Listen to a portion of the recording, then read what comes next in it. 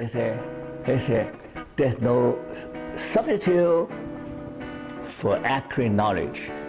You have to know yourself, you know your company, you know your man. If you do not know yourself, you do not know the culture of a company.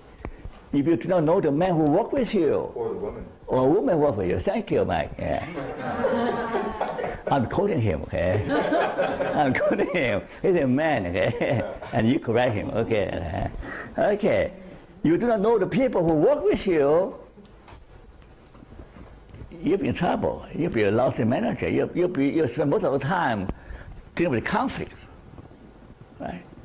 So what in business, it doesn't matter, in marriage, in life, you got to know yourself and know your partner, okay? Now here, I say self-deception can be fatal. It says that self-deception is the surest way to self-destruction. That's a strong statement. You know, I just posted something on Facebook, talk about Mr. Marco. Do you know about him? Marco is a famous cartoon character in the 70s. Maybe you're too young for that. Mr. Marco, okay? But anyway, he suffered from short-sightedness, so he happily drove a car over the cliff. He doesn't know, he's so happily driving his car. He doesn't see it, right? Yeah. Most of us so short-sighted. America is going to near the cliff pretty soon. You know, with all the all the struggle, all the infights and the Congress versus the White House, they're so short-sighted, and they're driving the economy over the cliff. So often we're suffering from a short-sightedness. And here's a famous diagram. How to pronounce that word? How to pronounce Johari? Johari. Now, everybody has a big blind spot, right? Everybody has a blind spot. You might say, oh, I'm the most compassionate person, I'm the most kind person. People know you, say, oh, this person is very mean and nasty. You might see yourself as the most kindest person, but other people know you, say that you're nasty. You might think you're the most humble people, people call you arrogant. And you get very upset. Okay? So in other words, most of us do not know that the whole blind spot in us, and also there's the whole area of unknown to you and to other people. That is there's the part of you that nobody knows. We call it unconscious region. We talk about it, unconscious region. 90% of your mental content belong to the unconscious area.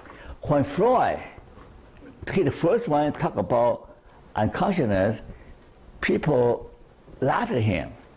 But now more and more scientific research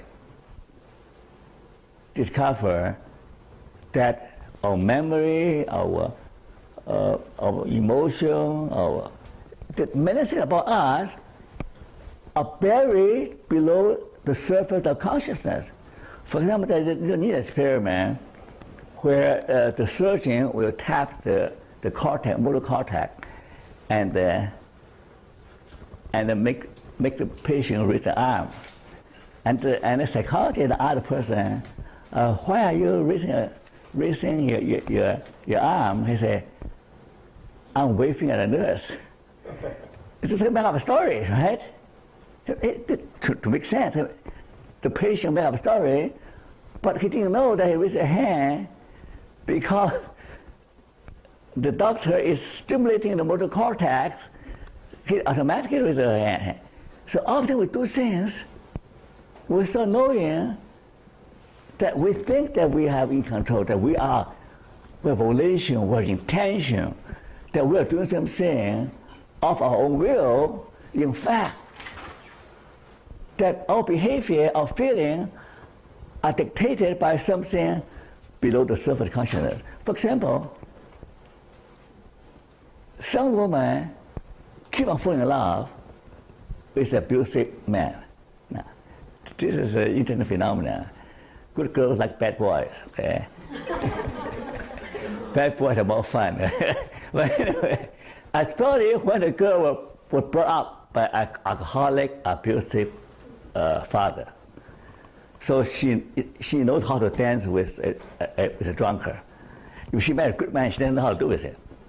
No, she's always attracted to a guy who's an alcoholic, who's abusive. She thinks she can fix him, his codependency mentality.